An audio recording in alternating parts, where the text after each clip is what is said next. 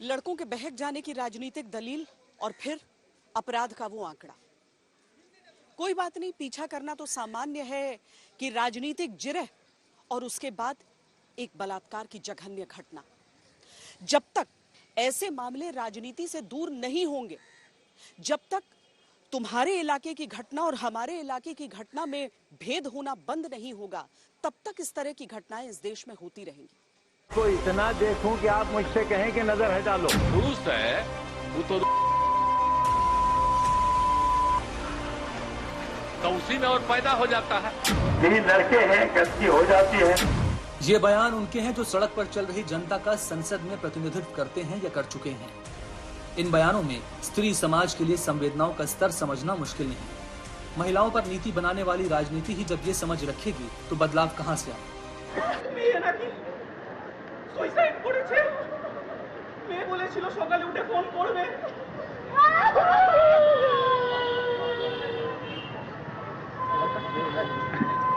राजनीति में अलग अलग पार्टियों की अलग अलग विचारधारा होती है, अलग अलग नीतियां और अलग अलग मुद्दे होते हैं, लेकिन महिलाओं के खिलाफ अशोभनीय टिप्पणियों के मामले में लगभग हर राजनीतिक दल बराबर है।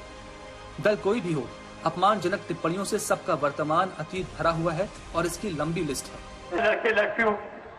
बाद में उनका मतभेद हो गया और मतभेद जब हो गया तो लड़की जाके ब्याह देती मेरे साथ रेप किया।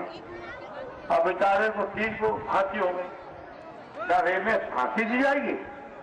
3 लड़के हैं, गलती हो जाती है। मैं तो आपको इतना देखूं कि आप मुझसे कहें कि नजर हटा लो। जी नहीं, ये नजर हटाना नहीं, मैं मेरे तरफ करके बात मुझे तो आप यूं भी इतनी अच्छी लगती हैं, इतनी प्यारी लगती हैं कि मैं आपकी आंखों में आंखें डाले रहूं, ये मेरा मन करता है। मैं छोटी मैं तो कभी ना नजर हटाऊं आपसे। जी धन्यवाद। आप इतनी अच्छी जगह बैठी हैं। धन्यवाद।